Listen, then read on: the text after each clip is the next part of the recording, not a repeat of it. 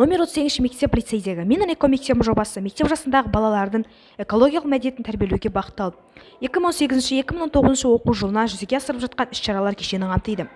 2018-2019 оқу жылында экомектепті қалыптастырудағы алғашқы қадамдар жасалды.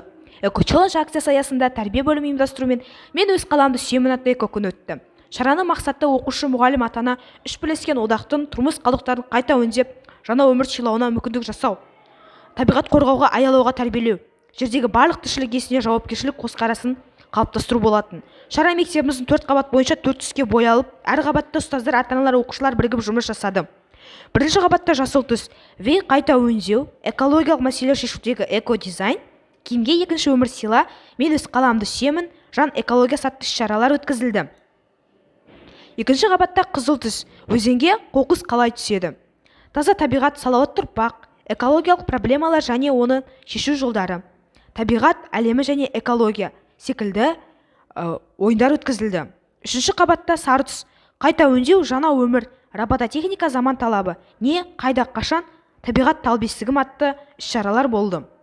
Төртінші қабатта белгілерді ойлап тап, көз, видео, фото, диалог құру секілді іс-шаралар өткізілді.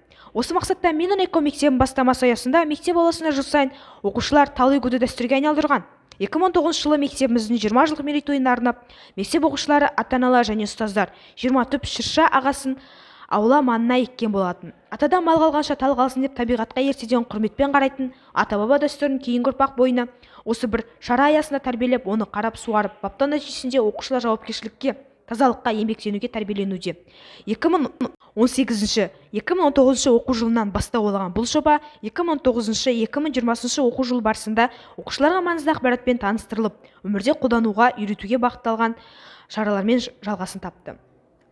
Аталған бастама аясында номер 38 мектеп лицейде барлық сыныптарда эко-күн тақырыбында ашық сабақтар өтеді. Экологиялық сағат аясында сынып сағаттарда оқушыларға